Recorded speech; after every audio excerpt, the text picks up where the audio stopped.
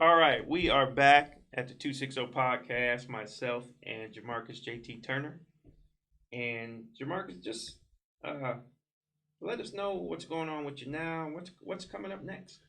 The very next thing that I'm doing, we're on strike out in LA, the WGA writer strike. So I'm going to fly back to LA after my show on the 27th, and I'm going to join my brothers and sisters my union brothers and sisters on the line, and we're going to strike for a few weeks. And then hopefully, I'm a finalist right now for the Just for Laughs Festival in Ontario in July.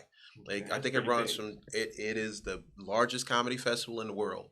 So that's where you see like you feel like a guy came out of nowhere, but he's got a sitcom. Guy Hmm. came out of nowhere, but he's got. That's where that happens. That's where all of these industry people are looking for the next funny person, the next sitcom star, sitcom writer, the next showrunners, the next big comedian, the next guy to go on tour. All the next stuff comes out of the Ontario Just for Laughs Festival. So it's really important that I get it. I hope I do. If I don't get it this year, I'll get it next year. But I really would like to get it this year on my first try. I like doing stuff the first time. Why have to Yeah, do it yeah, twice? yeah. But if I get that, then it's big stuff going. And if I don't, and the strike ends soon, it's still good for me. I've Still had good exposure. absolutely. I can say I was a finalist for sure, and also on the writing side of things, I've had people reach out right before the strike and gave me some I'm very optimistic about what's going to happen with my career after the strike lifts. I think I'll be running shows and selling shows for a very long time in LA. I think so. Do you see your future more in the writing side of entertainment or more in the performance side? I don't think I'll ever choose either way. I think that I love doing stand up comedy. Like I love doing stand up comedy. I think that it's a fraternity. It's a Mhm. it's a secret. It's you're only in if you're in. To do it, you gotta to be good at it. Like good at it, Mhm. you gotta really you gotta be a comedian. You know, for real, like you really have to be like you have to sit down and write it and you have to eat like when you do bad, you gotta eat that shit. And then you gotta go on and you gotta do another one. And then you gotta try that joke again a different way. And then you Mhm. gotta, you gotta fashion it and smooth it out. And it's like shaping stones. It's hard. And it's hard work and everybody can't do it. So if I can do it, I'm gonna keep doing it forever. Mhm. And as far as the writing thing goes, I love that. And they pay a lot of money. And so there's no reason why I wouldn't want to keep doing that for as long as I could. I love writing. I get to create whatever insane world I come up with.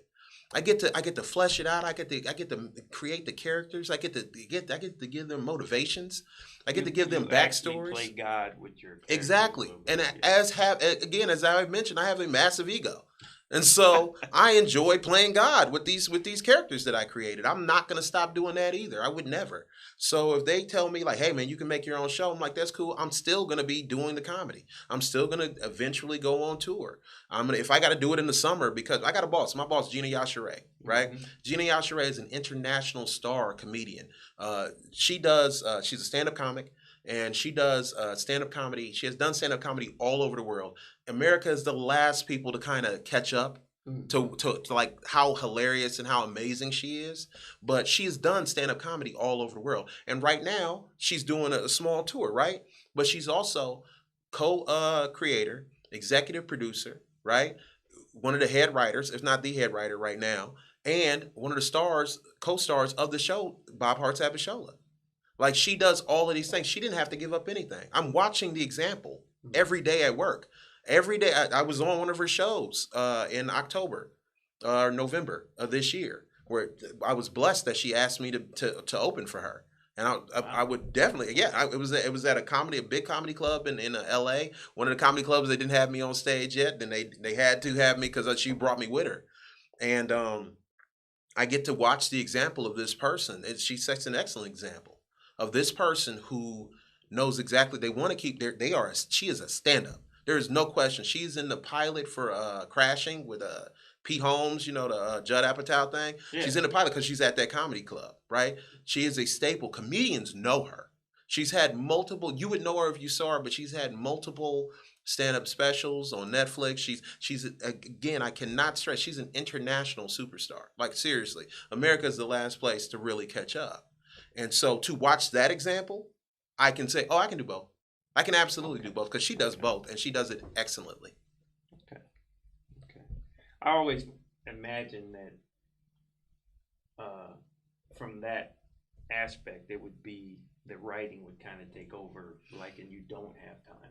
Well, like you said, she does it in the summer. I didn't look at it. the writing, you're when you're a comedian, like the way I'm a comedian, like I write my jokes. I'm not up there freestyling. I'm not up there coming up with new stuff, in the last second. No, I came up with this weeks ago. I'm making you feel like I came up with it today, but I came up with this weeks ago, and then I worked on it for weeks in different clubs until I thought it was a good joke, and now I'm presenting it to you like it's a real thing that really happened. Okay. So you're constantly writing as a comic. If you're not, then you're doing yourself a disservice because you're going to be doing the same. You ever see a comedian and they come into Fort Wayne and then you go, okay, that was funny, and then 5 years later they come back doing the same jokes, and you go, okay, well, all right, and then 5 more years go by and they doing the same jokes again. And you go, what's yeah, it's because they don't write. They're just hoping the audience changed. It's not. Yeah, they don't like write new material. They don't stretch themselves. They don't grow as a performer. They don't grow as a comic. Writing is what cultivates all of that stuff.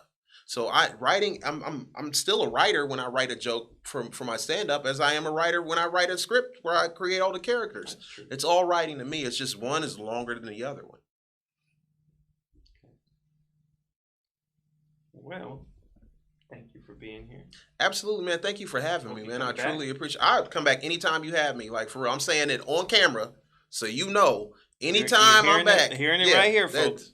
Whatever y'all got to do. Anytime I'm back, especially if I'm back I really only come back once a year and put on one show a year in Fort Wayne. I don't want to oversaturate myself in this market, but whenever I'm back, I would love to do another interview, man. Absolutely. All right. Yeah, I like talking. Back.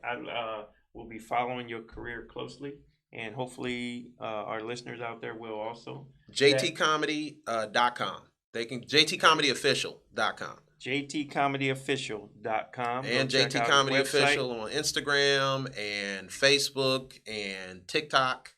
And Mr. Marcus 260 on Twitter. All right. There you have it, folks.